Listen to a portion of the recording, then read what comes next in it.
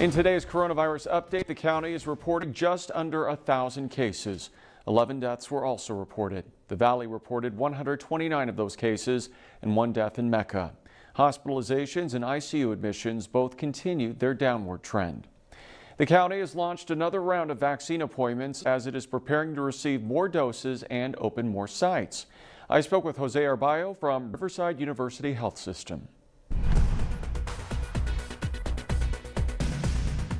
Jose, it's good to see you again. Thanks for joining us. It's good seeing you, and hope everything's well with you guys. It's going well so far. First off, what's the latest in the county when it comes to vaccinations? Well, we're making our move to offer up more vaccination appointments. As we move forward, we're looking to open more sites, including some out in the Coachella Valley.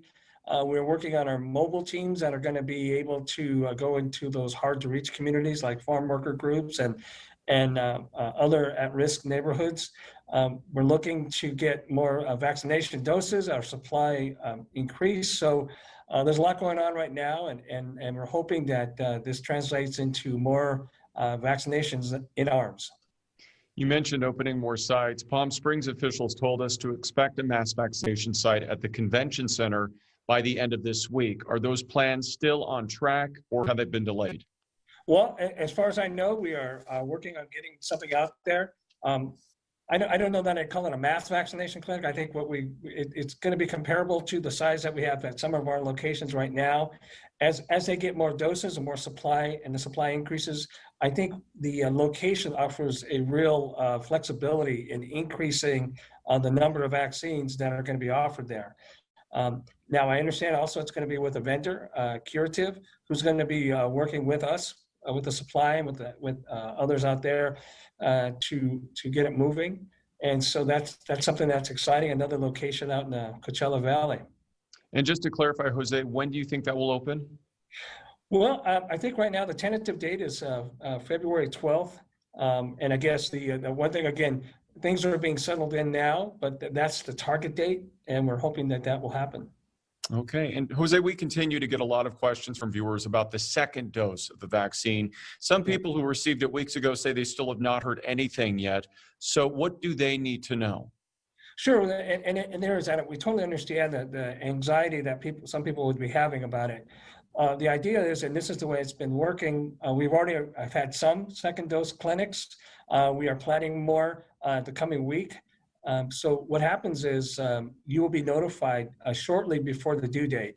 I know some people are anxious. They want to know ahead two weeks ahead, and we don't plan out that far for our supply reasons, but they will be getting an email as the date approaches. In that email is arrangements for the arrangements will be in there to make an appointment. So it won't be a matter of like before where you had to kind of go and arm wrestle the other members of the community for those hard to get appointments. So what it will be is those appointments for the second doses will be in the email that those who already had their first dose will receive. The one thing that's important to remember is, I know it's anxious, when you're talking 10 days or 15 days out, there's still some time before that. It might be something like 5 days out or 3 days out even, but it's one of those things that it's harder to do because obviously the supply is the real key here for that second dose clinic that we're going to be having at different locations. And just in case someone doesn't receive an email or phone call for the second dose, how long do they need to wait before they actually need to take action to check what's going on, and what do they need to do? Sure. I think one of the things that we're looking at doing is looking at 211 as one of potential sources to use for more information. You can email our webmaster here at Public Health, and I know that if you go onto the site, www.rivcoph.org/coronavirus, there is a link to the webmaster as well.